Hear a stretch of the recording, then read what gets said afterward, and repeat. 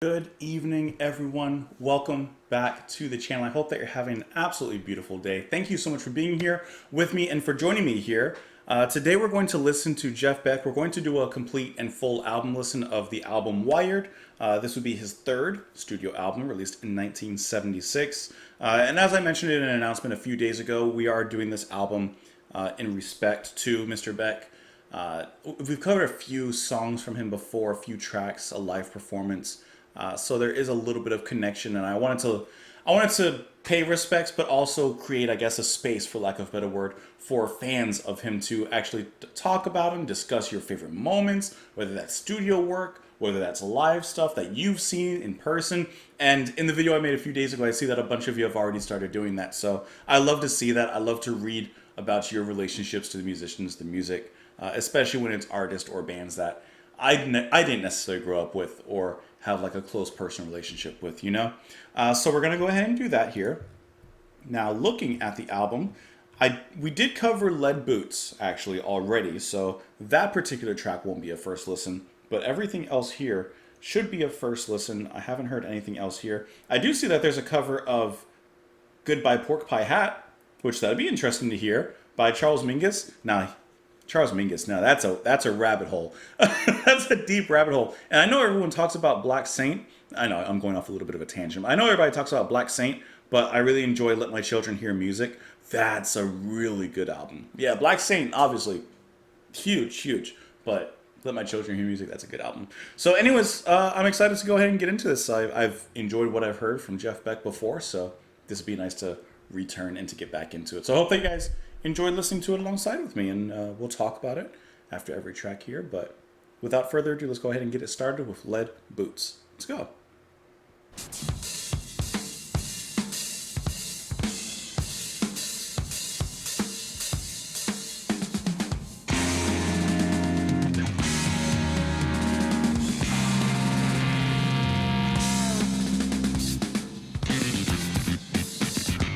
It's so heavy.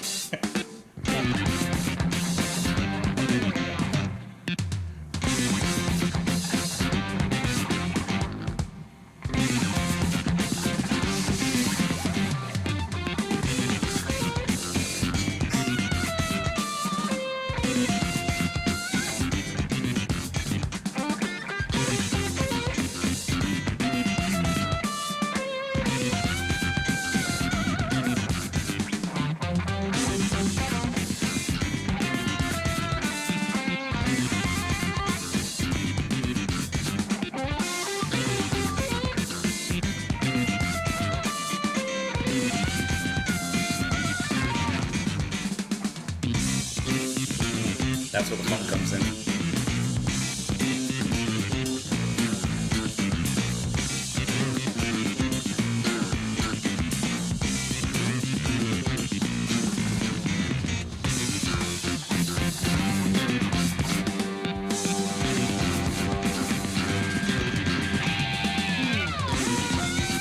That's like headbanging jazz fusion, right?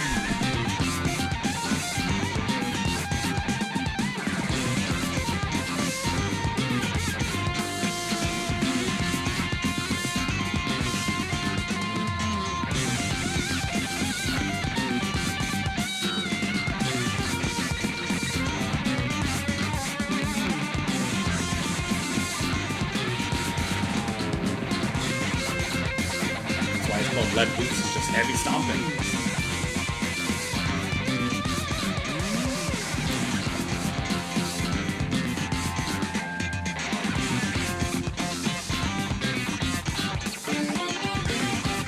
There's Jan. Oh no, that's Jeff.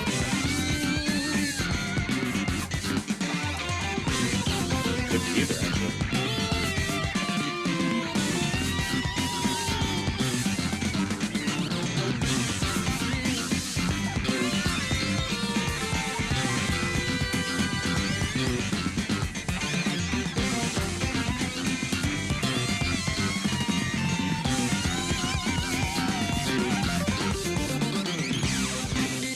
Love that breakaway.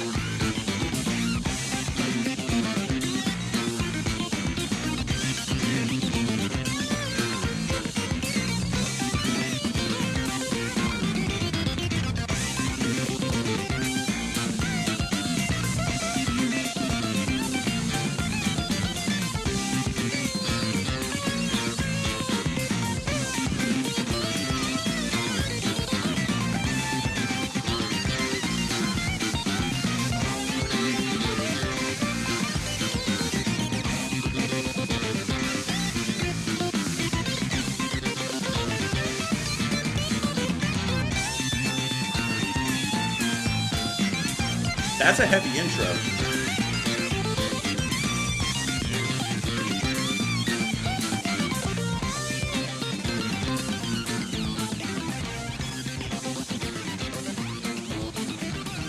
That's right.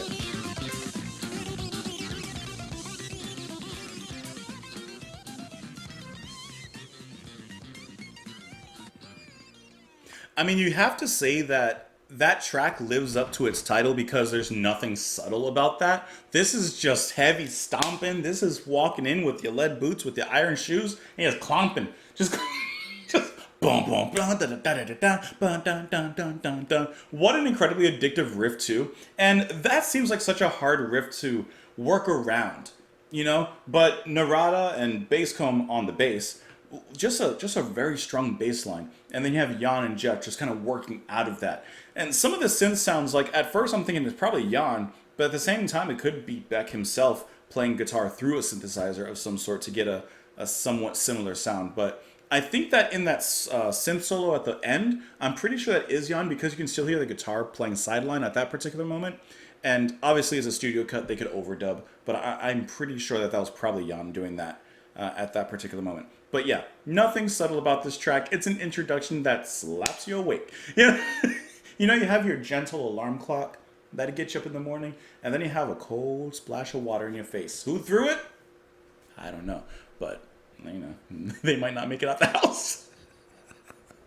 But like I said, I've already listened to this track in a previous reaction, so I'm not going to spend too much time on it. But needless to say, it is a nice, heavy face slap of an opener, and you kind of have, I mean, you have Jan Hammer on here, so you have that Mahavishnu kind of busyness, that chaotic heaviness that's going on in here. So I'm curious to see how the rest of the tracks in here compare to this one. So without further ado, let's go ahead and move on into the next track, which is going to be Come Dancing.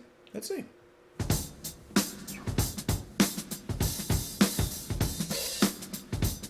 Solid groove.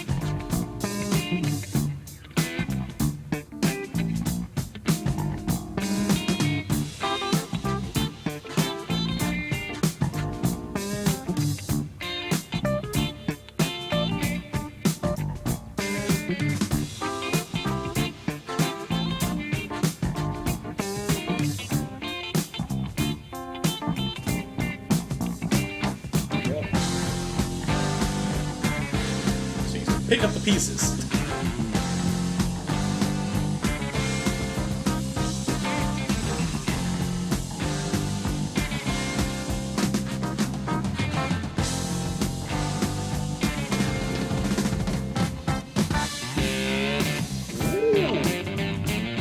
Jeff came roaring out of there.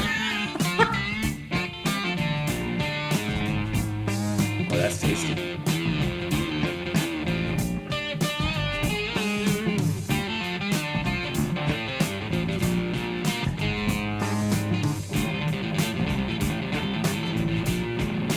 Little riff.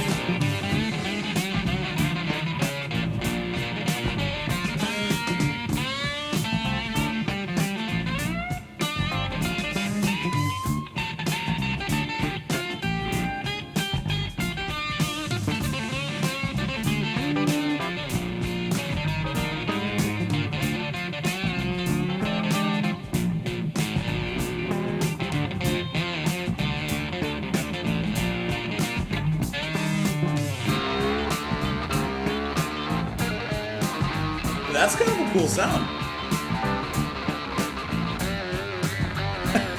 What a cool distortion that is.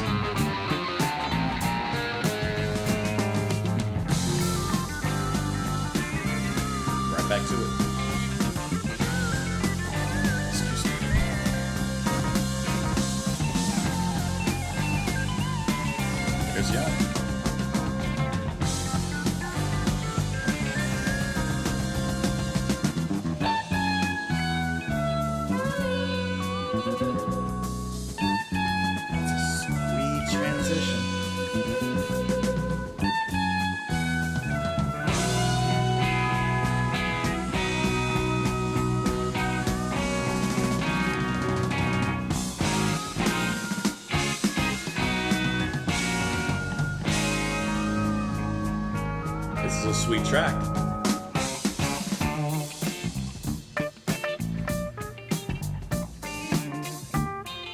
At the end of the day, bring it back.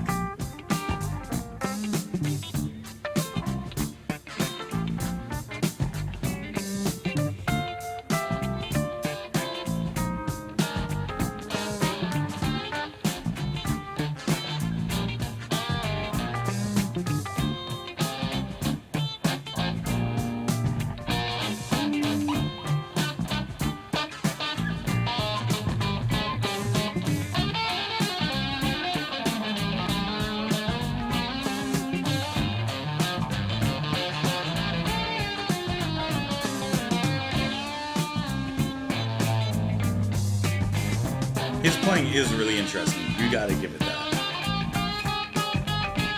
And tasteful.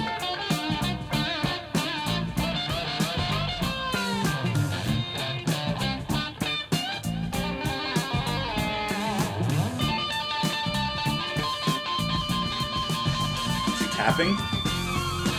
I wouldn't doubt it. And Jan sweeps in with the synth, the key solo. Doing a rod of it.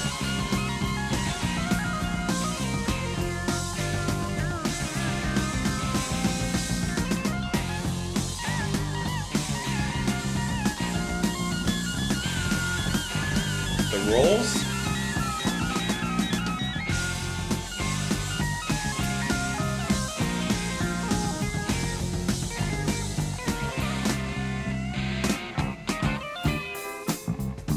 How good does that feel?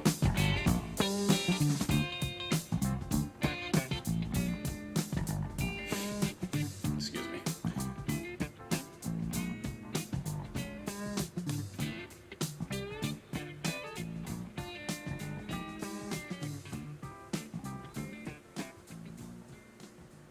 I apologize for my runny nose. I sneezed mid-song and just running a little bit. I don't know, because we're only on the second track, but that has to be a highlight of the album probably. Everyone is getting on, getting down, getting around town on here.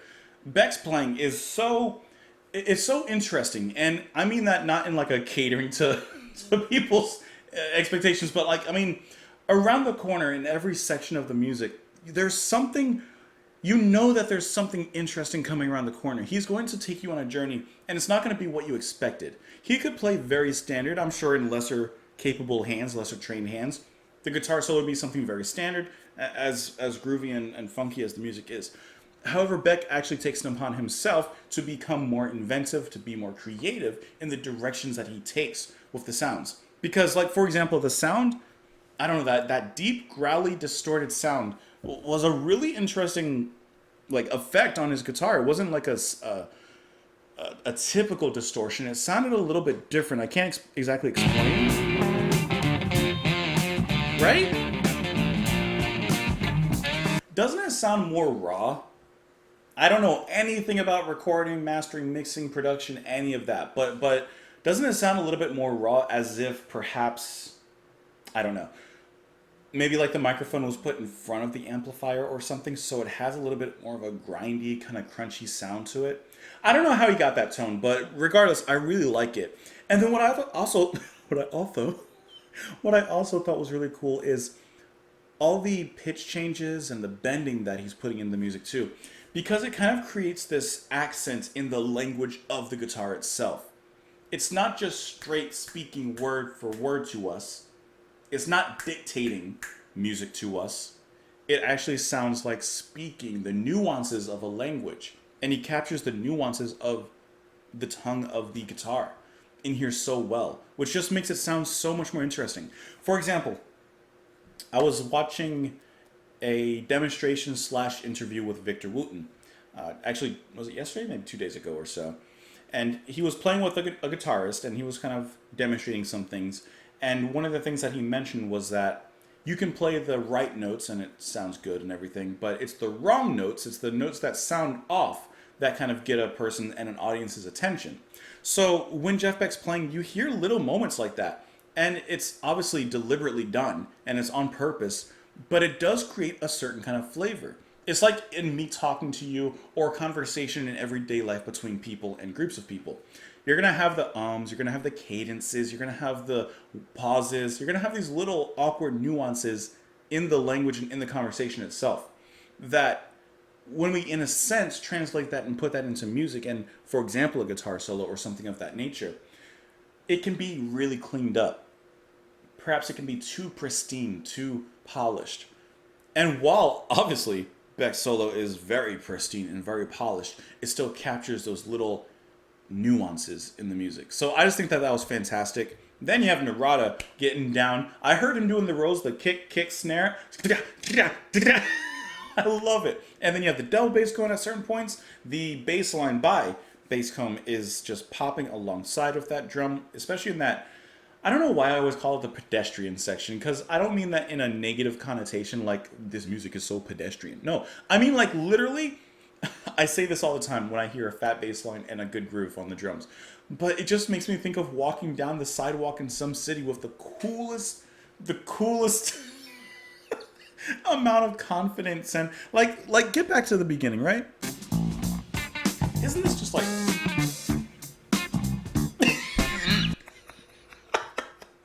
that's what I mean when I say pedestrian. It's like I don't know, it's like you got a fresh haircut and you walk outside of the barbershop, outside of the salon, you start walking down the street and you have that kind of confidence, right? You got that. Yeah. That's what I mean when I say pedestrian. I think most of you know what I mean by now when I say that. But yeah, really, really nice groove that they put down there. And then you have Middleton, who's playing the electric piano in here. And there's one moment near the end where I really like after Beck solos a little bit. Beck fades out, and then you hear Middleton come in with those smooth keys. And it just kind of adds this kind of like a dessert.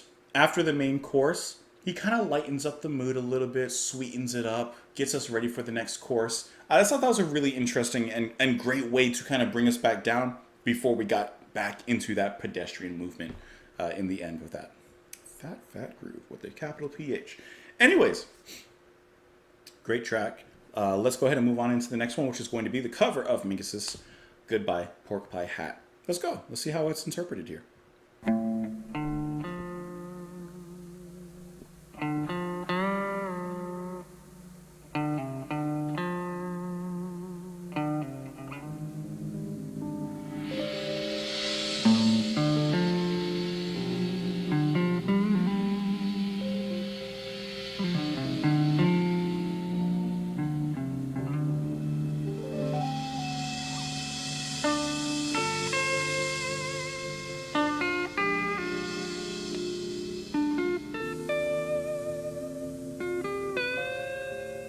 The bend.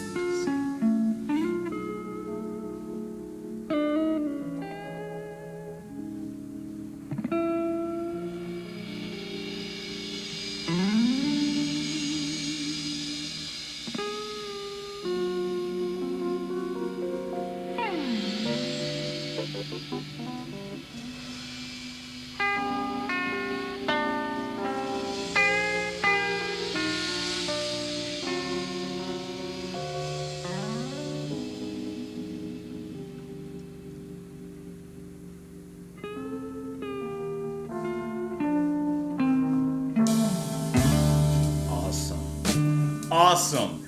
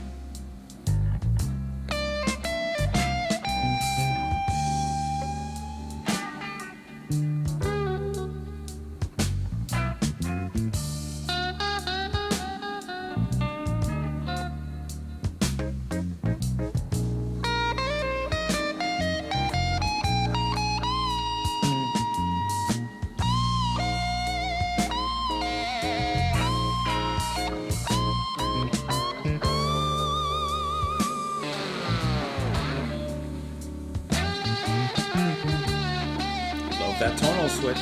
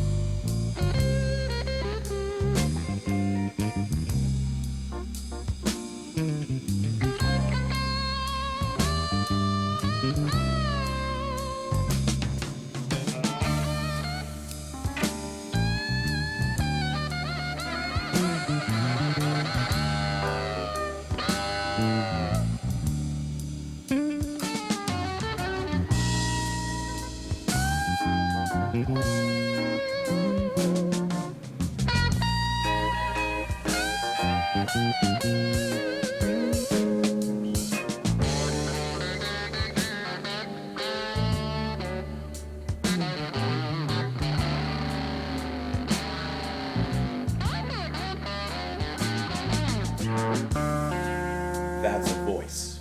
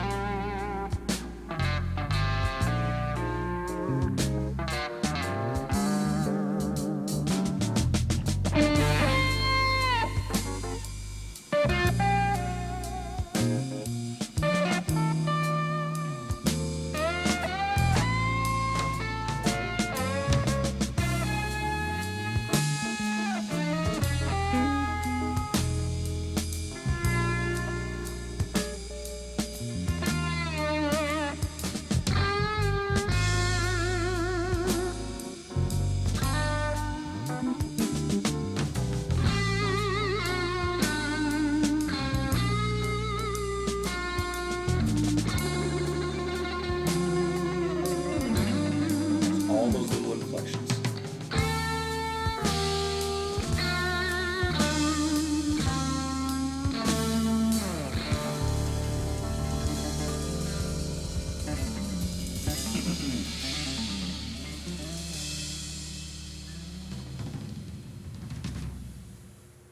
What a fantastic rendition and what a great cover of that original track.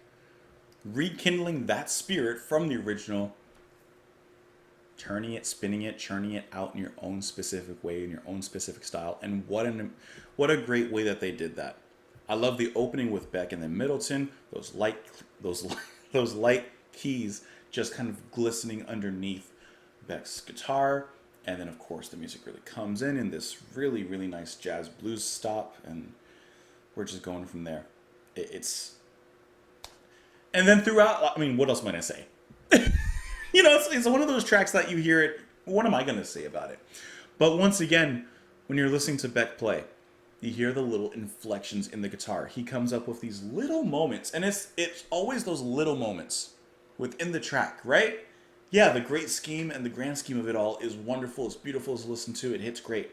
But it's those little moments that you hear him toss in, like a drum fill, except it's a guitar fill. Whether it's this roaring tone that just kind of comes out of nowhere, this I don't even know how you describe it, just these not glitchy effects, but these kind of, I don't even know how to describe it. I'm at a loss for words. These odd sounds that come out of the guitar that you're like, how did he do that exactly?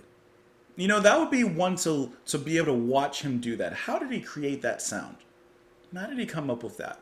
You would learn a lot watching his fingers work in a track like this. Playing the solid blues, but then also getting down into these much more personality-driven playings. That's what I mean. Like, there's a lot in there. It's really cool. Now, I do see on this track that it's not Narada who's playing drums here. It's actually going to be Richard Bailey. Now, I'm just going to do a quick Google search to see who Richard Bailey was. I gotta tell you, the first result can't be, it cannot be who we're talking about here. Richard Bailey convicted for a series of horse killings and involvement in the murder of heiress Helen Brack. No, that's not who we're talking about. Um, that is not who we're talking about. Are we perhaps talking about a member from the band Trapeze? I've never heard of them. Perhaps? I don't know. Because like I'm looking on Wikipedia and it doesn't tell me where this specific Richard Bailey is from. I'm just trying to find it.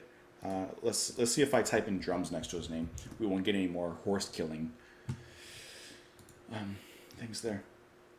So I do see Richard Bailey here.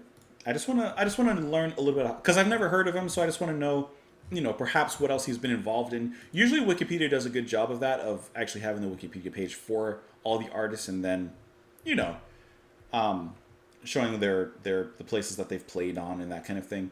Now I'm looking here. I can't say for sure. Oh, there it is. Yep. Okay, I see Jeff Beck's. Okay, so Richard Bailey, he is Guyanese-born. He started his drumming career in Trinidad, which is really cool. Really nice drumming, by the way. I wanted to know really why specifically he was brought in to play this particular piece instead of having Narada play it.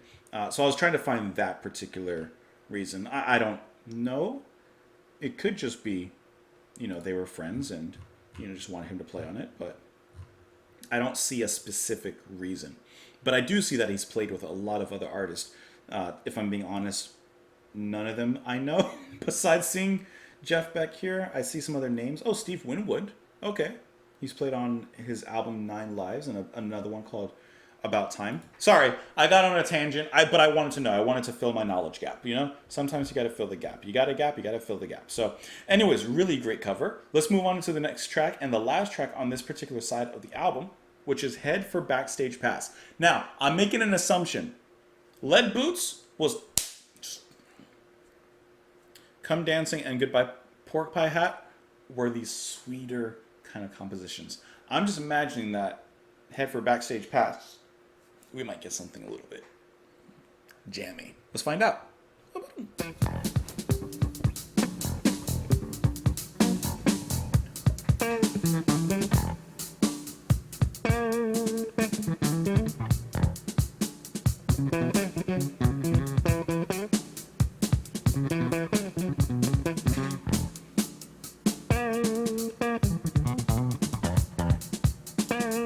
Get down, bass gun.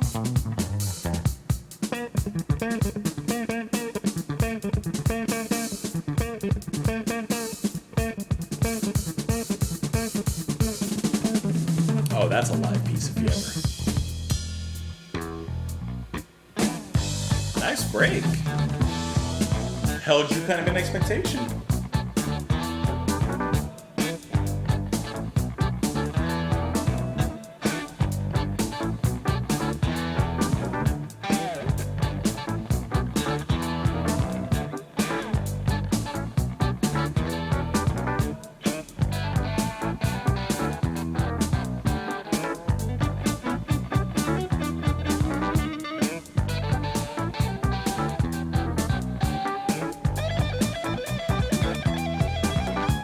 He's just whipping it out.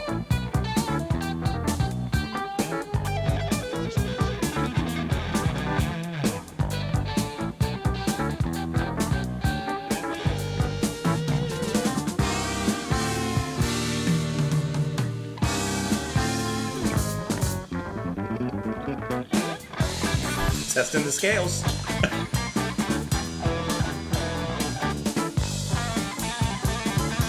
Losing it.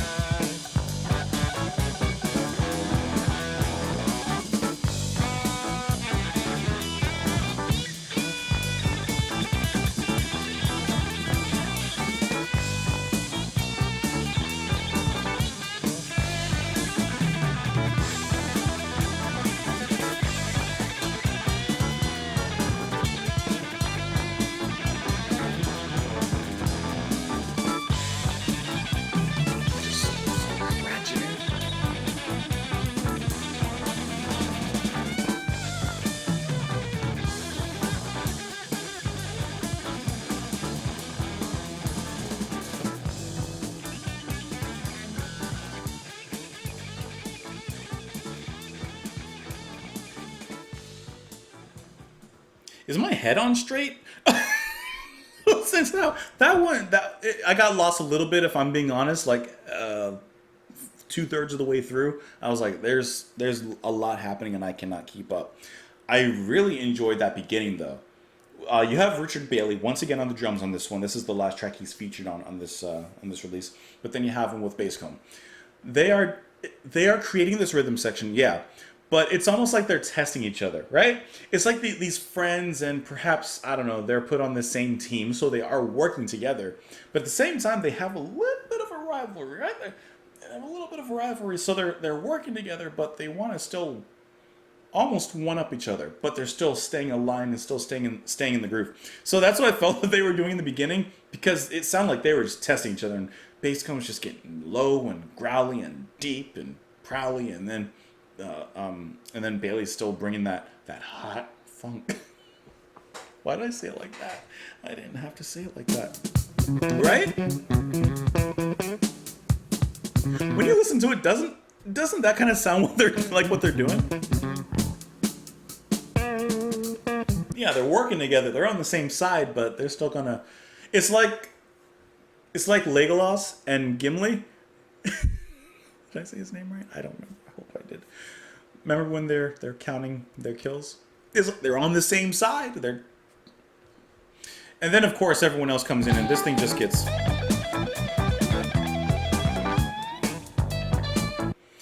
And even this is a testy track.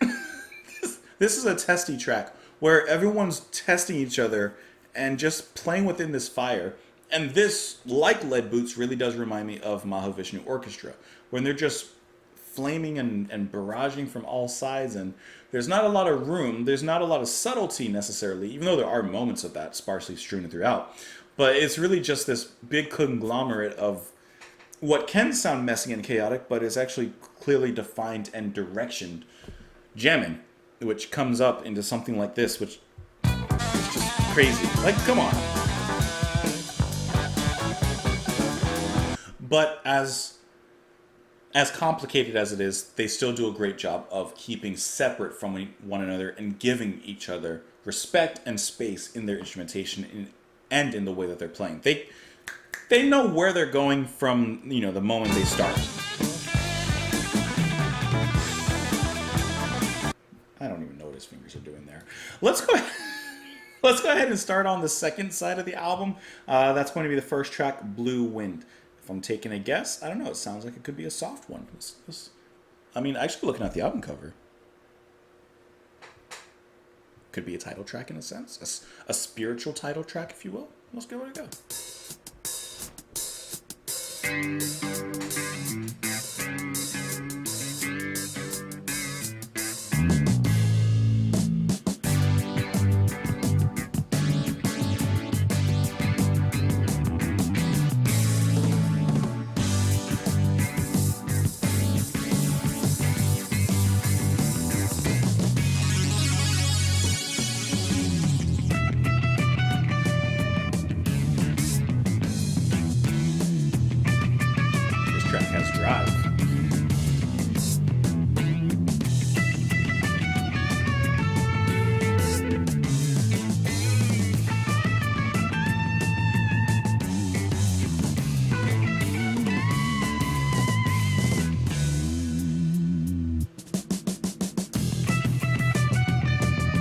This is a racing kind of track.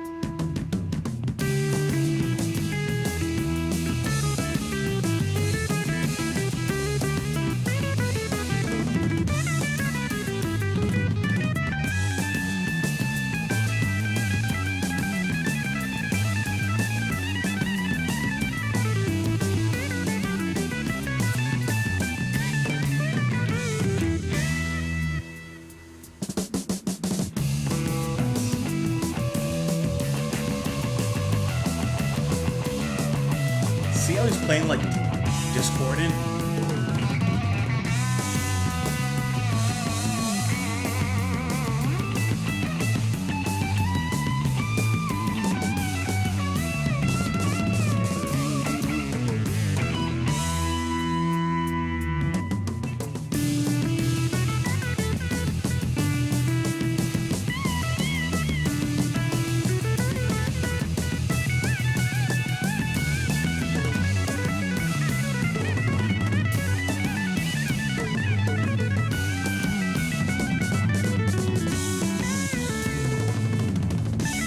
Around the world on that one.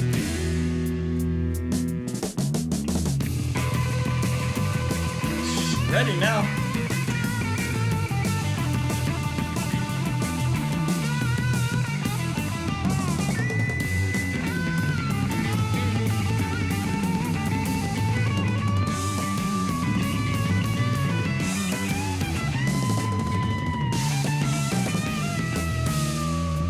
Narada's really traveling around that kit.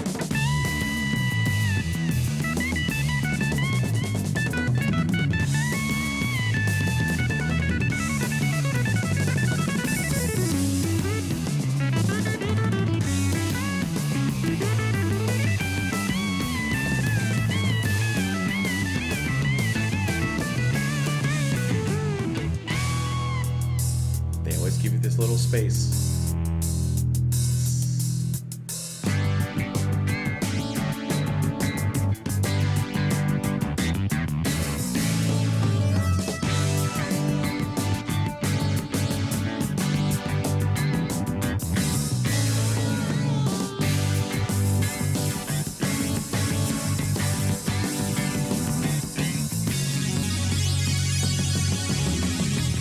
I'm liking all the synth interludes and transitions.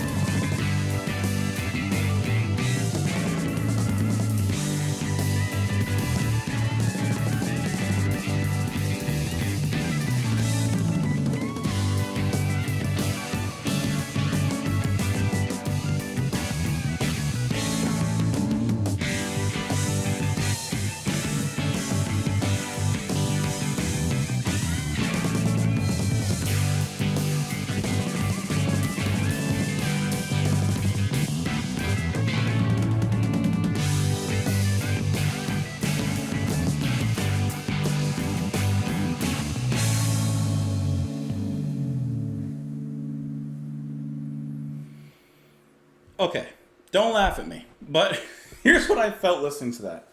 I felt like I was at some raceway, like at a track, and I was just watching all these cars just zooming by.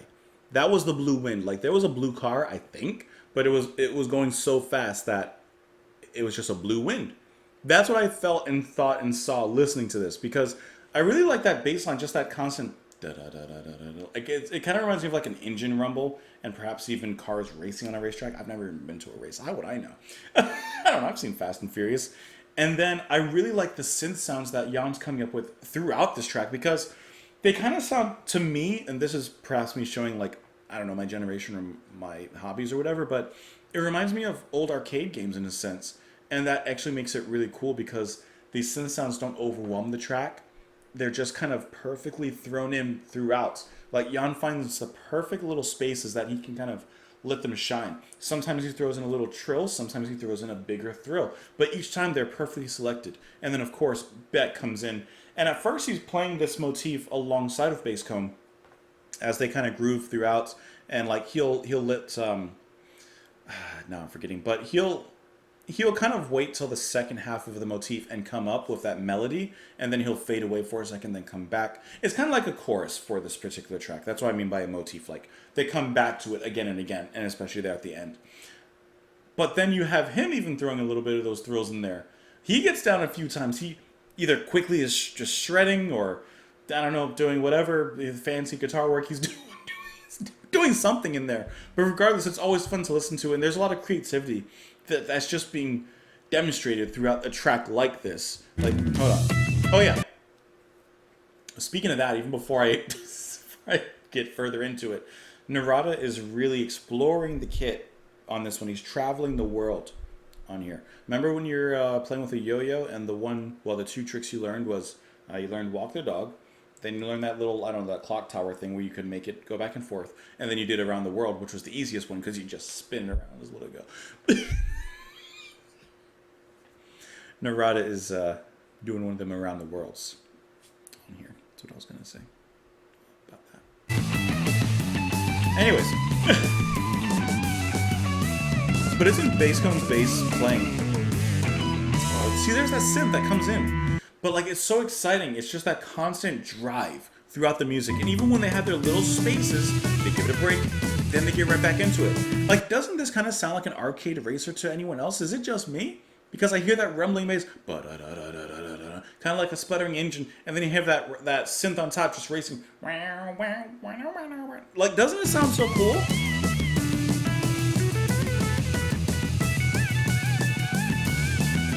That'd be a good Gran Turismo track or something, I'm just saying. And they always come back to the end. Exciting track, you hear the combination of Jan and Jeff there. Just a really nice send-off to this particular track here. So, really nice. Let's go ahead and move on to the next one, which is going to be Sophie. Let's give it a run.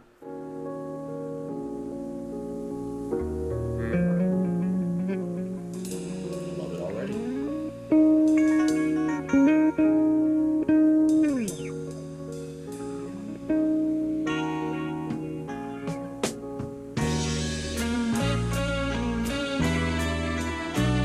Interesting chord change, see? Not predictable.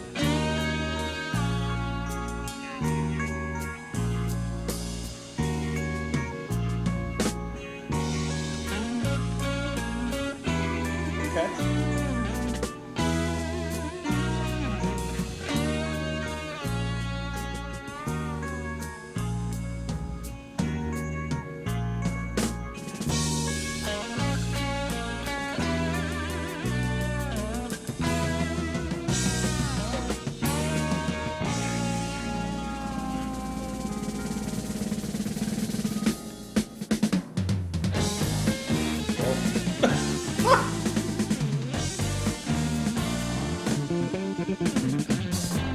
Get down, baby.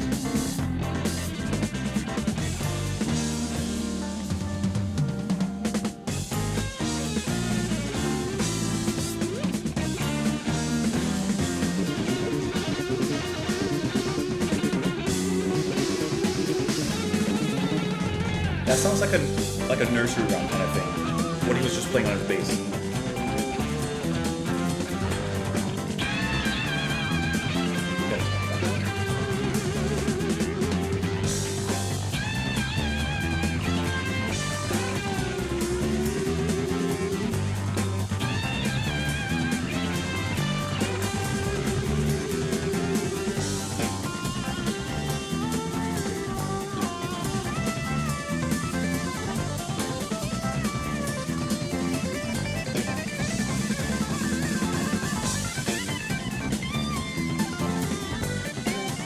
Fingers.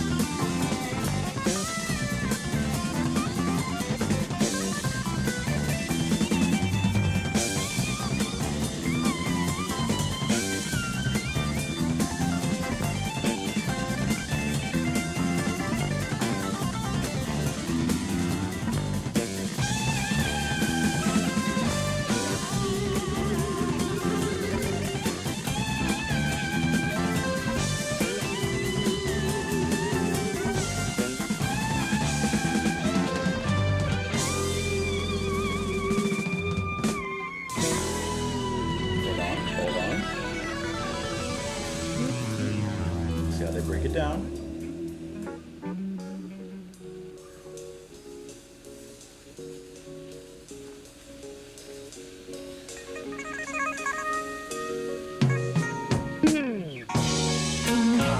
It's this.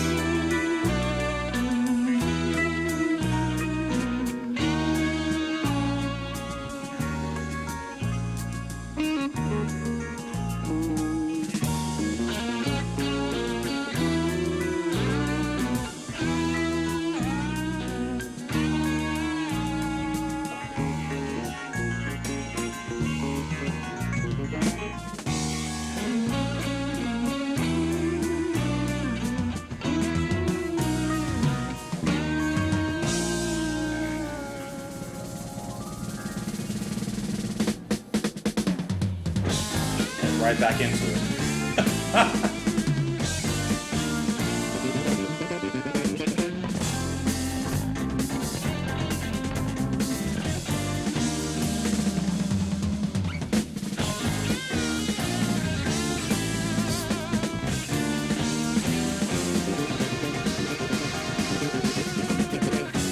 Right.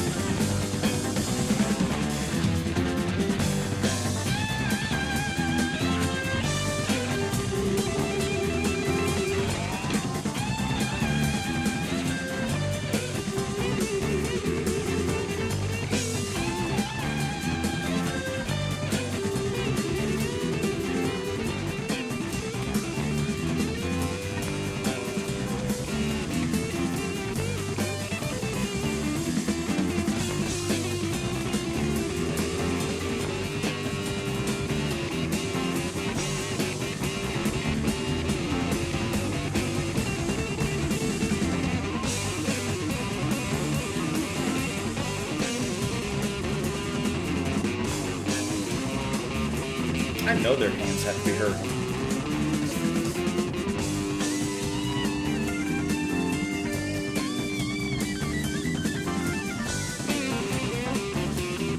A little Jan Jeff back and forth.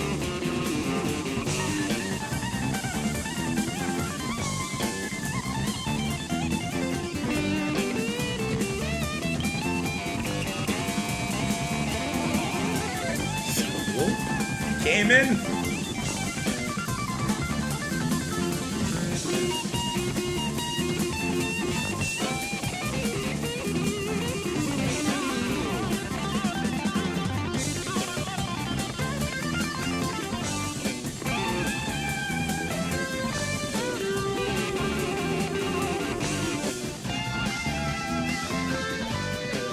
They both come together in unison.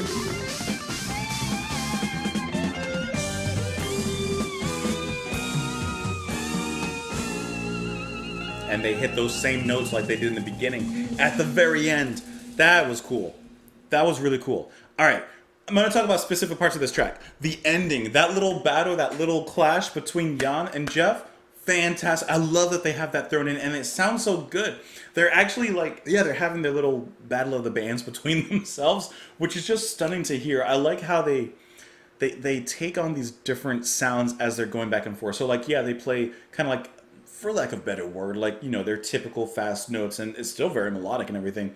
But then, for example, Jeff will play something like I said before, a little odd, a little discordant, to throw it out, right? To kind of swipe him a little, a little side swipe. And then Jan's like, oh, I'm coming in early. So he rolls in with the keys a little bit earlier than before. Like, it's just these little details in their camaraderie, I guess you could say, that I think is just really cool. And then, at the very end there, they both came together in unison, and they played the exact same melodies as we heard in the beginning, in those softer parts. Let's talk about those softer parts. Because, can I tell you, I'll be honest, if the music continued like this,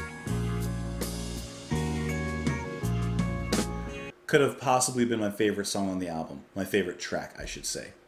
I love when they get into this subtle, atmospheric, mood-building jam. I love that. I live for that. When you have master musicians like this that can come up with these unique sounds, scales, chords, whatever.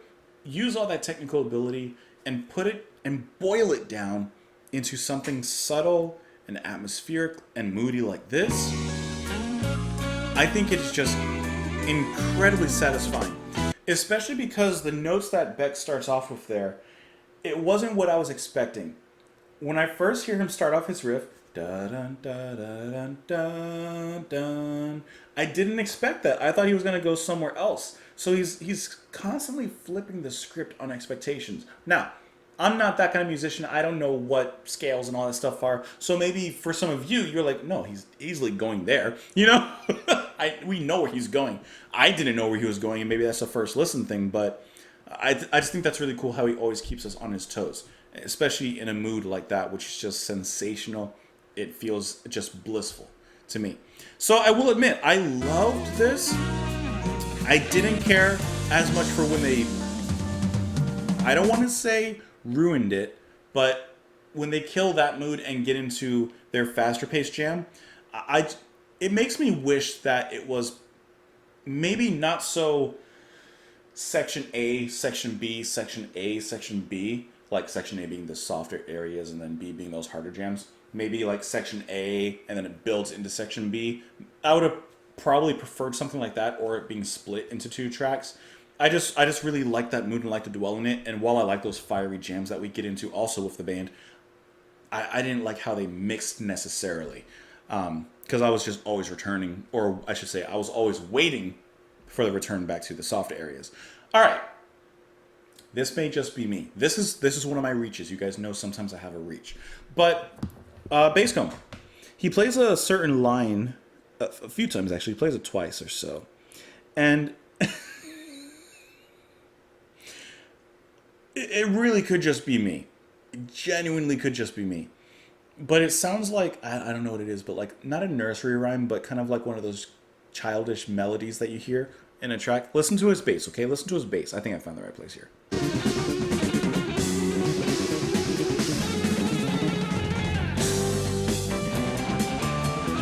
Okay, I know it is just me. It's just me. It's just me.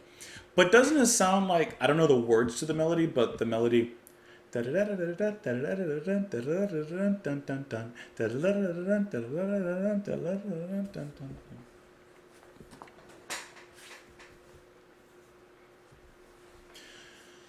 Let's go ahead and move on into the next track. That's going to be Play With Me. Let's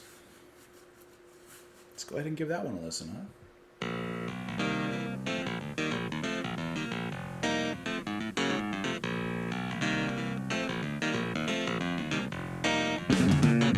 Scared me a little bit. Hear that? Tip taps.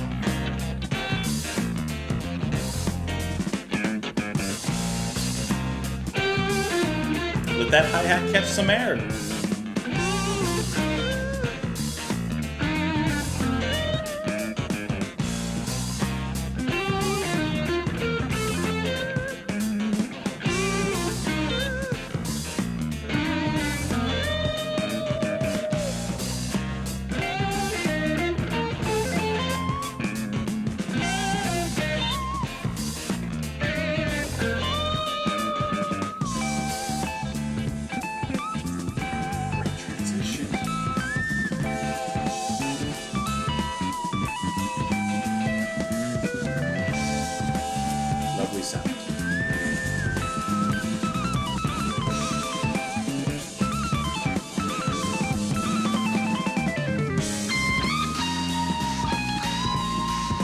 Sweet.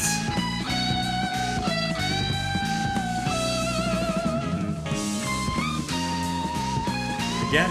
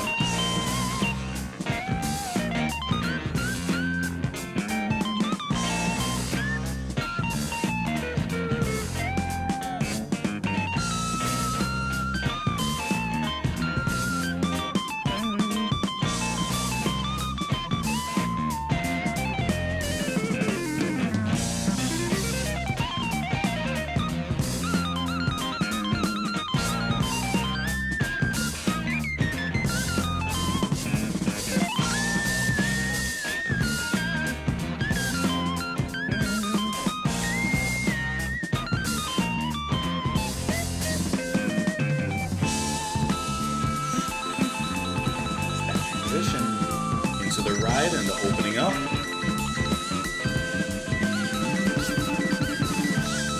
The stutter step.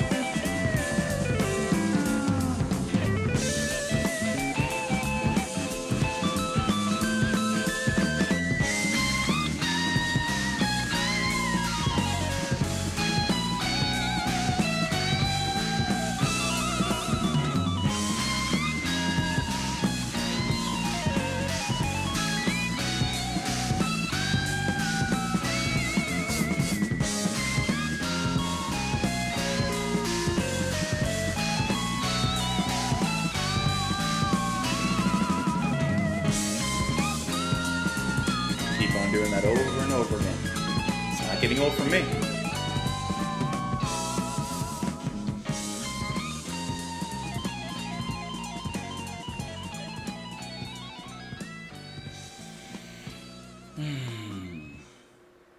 Okay, let me know how you guys feel about Play With Me. Obviously, let me know how you feel about every song.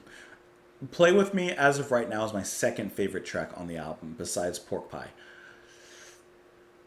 Just flavorful, ever so powerful, just as much as their last tracks, but the flavors of melody are overwhelmingly blissful. The ending solos, that melody, da da da da da da, the sound of, I don't know if it's Max or Jan on this one. Honestly, I would, I don't even know. I was thinking Max, but I'm not sure. Whoever's playing that sound, just gorgeous. I love the way that sound melts with Jeff's guitar, the transitions. There's a moment in here, and actually I forgot the moment, the time. What I do sometimes is, as I'm listening, if there's something that really sticks out to me, I'll look at my phone really quick to see like what time it happened so I can go back to it and talk about it. And I think I either thought 33 or 50 something. I can't remember exactly. We're going to go to 33-ish. I think it was here maybe. But it was a transition between the moments where the band and the music really opened up, and hi-hat switches to ride, the chords open up, the music opens up, and it was just this very, very beautiful transition that was as beautiful as like a sun breaking over the clouds or something. I don't know. Maybe it was here. Give me a second. Hold on. It wasn't here, but it was coming up. Maybe just a little bit. Give it a second. Let's listen to the ride. I think it's coming up here. I think. They're setting you up though. There. See how Jeff sets you up with the melody, that sharp guitar, right? Then you have the hi-hat, like I said, with the bass, not the bass, but the drum groove from Narada. You have everyone setting you up. And as grindy as those chords are, they're still kind of melodic. And then you get a little fill, and then we open up so wonderfully into this with this keys, synth, whatever it may be, solo from Max or Jan. I have no idea. But I love that sound. That sound is just so beautiful. That high-pitched kind of, not fluty, but kind of fluty sound. And then bass comb opens up on the bass as well. Hitting those higher notes, but still retaining depth. Everyone just like opens up so wonderfully. I'm going to hit it again. Hold on. Like it's compact.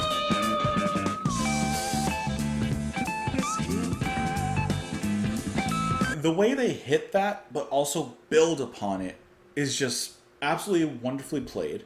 Great composition, the way that they all bring that together, while still hitting and retaining, like I said, those moments of depth and heaviness within, whether it is a quick drum fill from Narada, who is just constantly a busybody on the drums. And I mean, that sounds like a bad thing. I didn't mean it in a bad way. I mean it in a great way. He's always throwing a subtle piece into the music that you wouldn't have never thought of.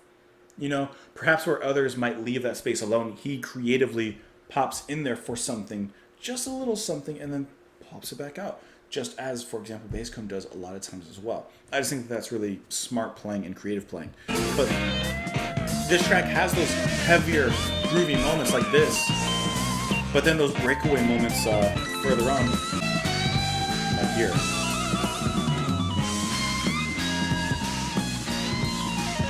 That's the kind of solo, and then the way that Basscomb hits that one note. That's the kind of solo and ending to a track that gives you chills.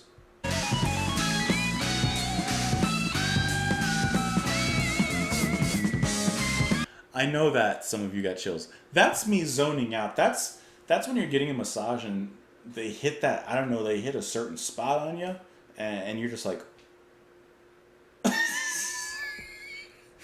don't even know what that means. Let's go ahead and listen to the final track of the album. That was a really, really good track. As of right now, I'm gonna put it on the same line as Pork Pie Hat because those are my two favorites at the moment. But let's go ahead and let the last track play. We'll talk about it, which is Love is Green. Let's go.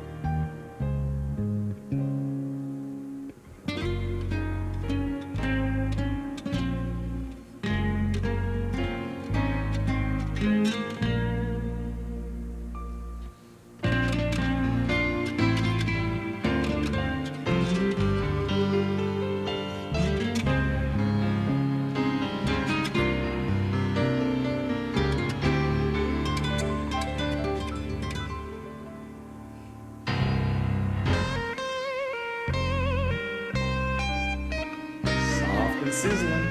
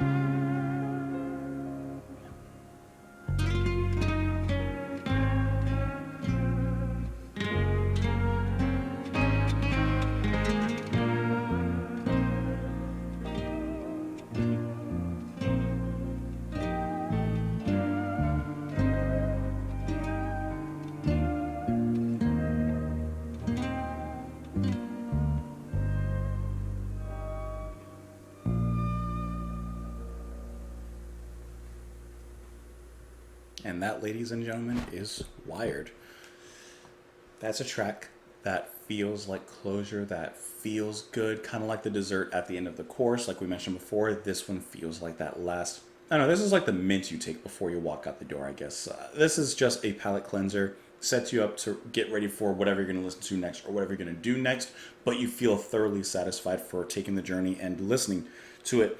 And see, this is the type of track that I was talking about where I'm getting into these like extremely talented musicians, but they're throwing their arsenal into these atmospheric pieces like this.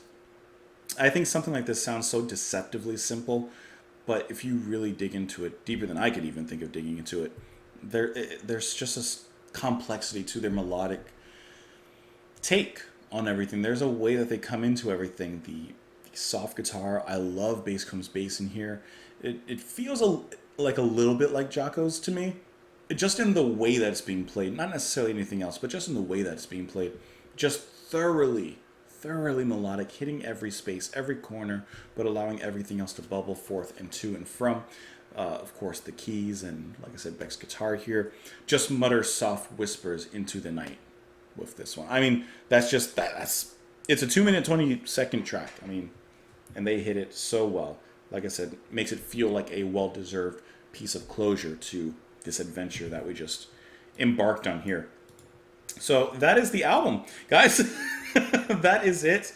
Like I said, I mean, my favorite tracks are Play With Me and Goodbye Pork Pie Hat.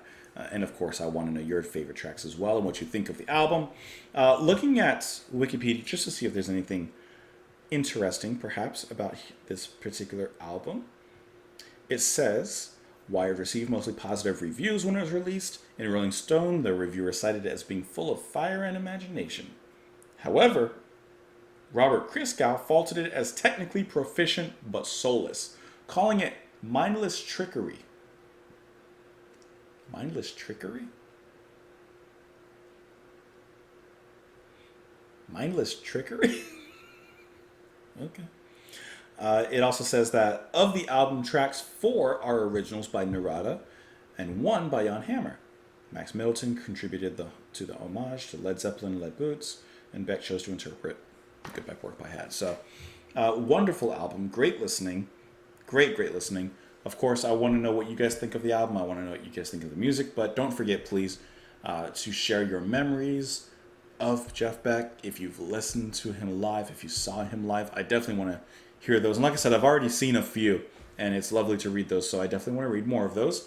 And, share those memories with each other, not just me, but, respond to someone in the comments, share your stuff with them, and you guys are usually pretty good about that, about sharing things within the community, so continue to do that among yourselves, but otherwise,